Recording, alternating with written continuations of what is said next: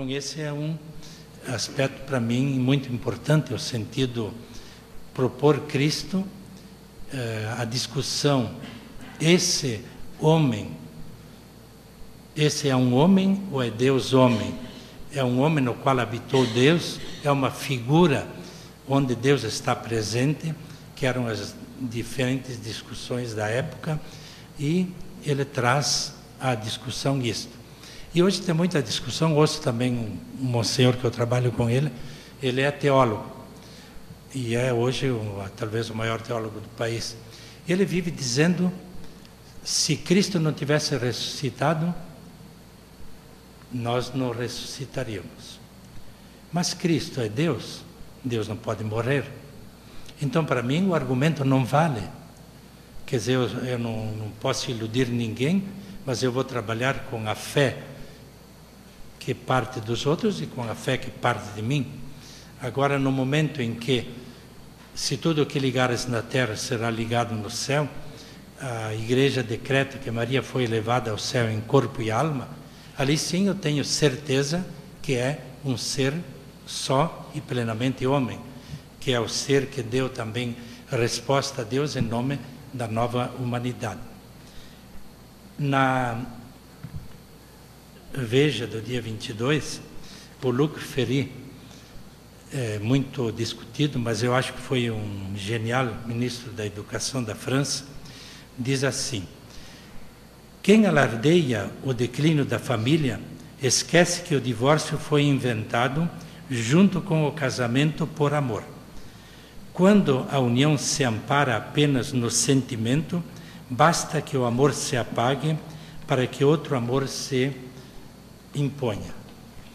E você diz muito bem aqui, achei fantástico, antológico mesmo, mostrando que os casamentos por interesse, eles foram percorrendo, não só da Idade Média, chegaram até nosso tempo.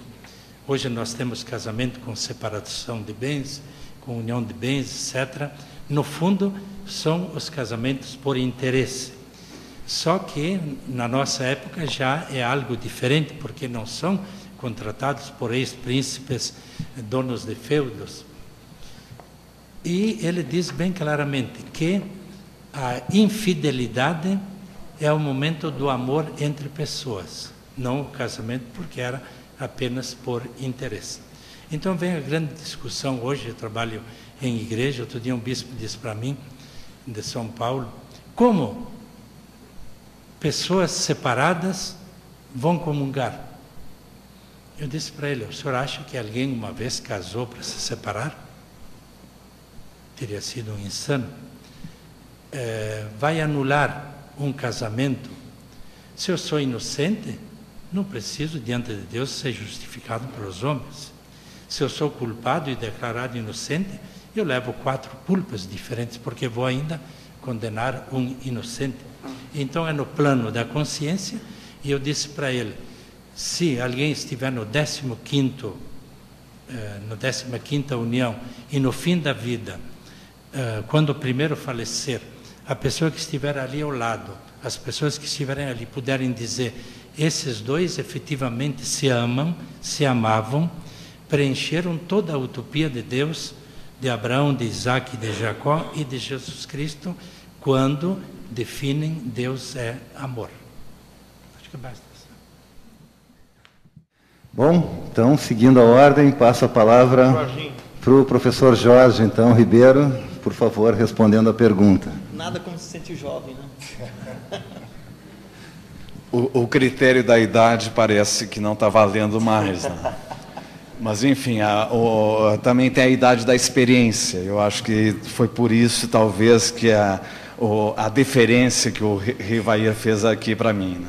Mas, na realidade, como foi apresentado, eu trabalho com história da educação. Então, a leitura que eu fiz do Cavaleiro do Templo, né, é uma leitura próxima às questões da educação, ou seja, como é que se dá o processo de formação dos sujeitos, personagens aqui presentes, como é que se dá o processo de formação num contexto social chamado de medieval, ou feudal, ou ou urbano, agrário, né? E um dos aspectos que eu investigo com uma relativa profundidade é a história das universidades, né? Então, a história da universidade, então, penetra ao largo do texto do Galina, né? Me parece, inclusive, que permite situar boa parte do que vai ser uma universidade, né? A universidade, que é um nome que já tem mais de 1000 anos, né? Mas, no entanto, ela é completamente distinta do período da sua fundação, né, para o período contemporâneo, período de hoje, né? É claro que mantém ainda alguns traços, né? Ou seja, a universidade criada no século XII, ou ao largo do século XII, especialmente na França, na Itália, e depois começa a pipocar em outros países, como Espanha, Inglaterra, as universidades de Paris, de Bolonha, de Oxford, de Salamanca, que são universidades muito significativas. A marca delas é se constituírem como corporações, né? Uma corporação é uma reunião de pessoas que têm um mesmo interesse, né, e que constituem, a partir daí, um determinado agrupamento com marcas muito específicas. As marcas muito específicas destas universidades vão ser as corporações de estudantes, né, estudantes que se reúnem e contratam professores, e, a partir dessa contratação de professores, organizam a sua formação, né, em dois grandes níveis inicialmente, as faculdades chamadas de artes, como um início da formação universitária, né, que desenvolve uma formação que é fundamentalmente o aprender a escrever e ler na língua original, ou seja, o latim, ou mesmo na língua grega, ou mesmo até em textos do árabe, né?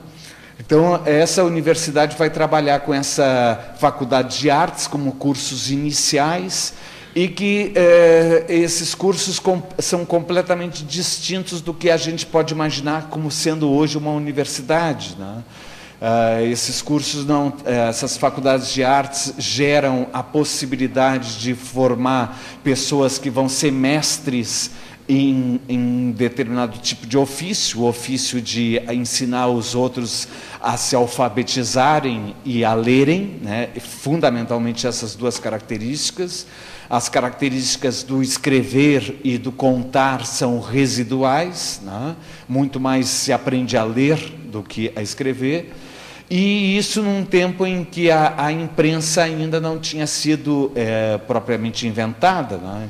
Então, o manuscrito, né, é um elemento importantíssimo no contexto dessas universidades, na formação dessas universidades.